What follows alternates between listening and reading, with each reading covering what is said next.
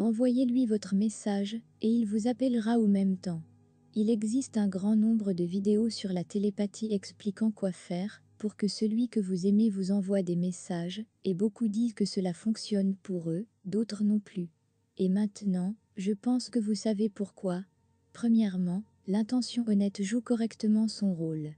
Quand vous vouliez que l'autre vous appelle, vous allez en parler à son âme et pourquoi pas. C'est une connexion spirituelle. Vos âmes sont capables de se connecter.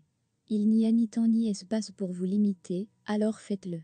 Ne réfléchissez pas deux fois, ne doutez pas, et ne vous inquiétez pas. Au lieu de cela, valorisez cette télépathie, apprenez à la pratiquer correctement. Préparez l'atmosphère parfaite, méditation, cette respiration, son de la nature et musique calme. Vous ressentez l'harmonie avec l'univers. Vous êtes dans votre meilleur état là, où vous pouvez interagir avec tout. Votre énergie positive devient si élevée. Vous êtes prêt. Vous êtes votre âme. Expliquons-le d'une autre manière, votre concentration est maintenant par votre esprit inconscient, une connexion esprit à esprit, pas besoin d'utiliser les lèvres ou la langue pour parler. En général, souvenez-vous de ces informations, et de manière logique. Afin de comprendre pourquoi la télépathie fonctionne, votre inconscient est votre monde intérieur. Il existe tout un réseau qui relie tous ces mondes ensemble. Si vous connaissez la fréquence d'un certain monde, vous pouvez vous y connecter. Vous croyez que vous ne pouvez pas? Si je me souviens bien, je peux entrer en contact avec n'importe qui quand je connais son adresse. En fait, on voit ce genre de choses de manière traditionnelle et moderne, et on est sûr maintenant que les connexions sans fil sont plus rapides. Pourtant, on peut se demander sur la vérité d'une connexion entre deux âmes, et on pense qu'elle est un peu mythique.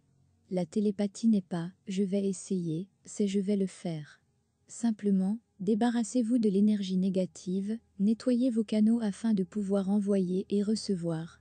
Laissez les pensées négatives hors de ce sujet. Si vous comprenez cela, envoyez votre message à la personne que vous aimez. Allez-y, dites simplement ce que vous voulez vraiment. Vous voulez qu'il vous appelle, alors il le fera. Oui, votre cœur est ouvert pour cela.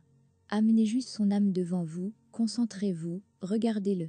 S'il vous plaît, vous dites ce que vous voulez juste dire, vous n'êtes pas là pour partager une histoire et expliquer, comme je l'ai déjà dit, ceci n'est pas le monde réel, c'est votre environnement spirituel, alors soyez clair avec votre message pour que l'autre l'obtienne comme il le faut. Prenez les choses avec simplicité, il est avec vous maintenant, vous vivez votre connexion d'âme, vous le regardez. Dites-lui, appelle-moi. Et il le fera sur le champ. En cas où il est incapable, il va chercher un moyen. Si vous vous connaissez dans le monde réel, et que vous êtes capable de communiquer, il le fera. Cependant, s'il ne vous connaît pas déjà, ce sera difficile. Mais, soyez au courant de cette vérité, ce que vous faites, avec votre télépathie le fatiguera.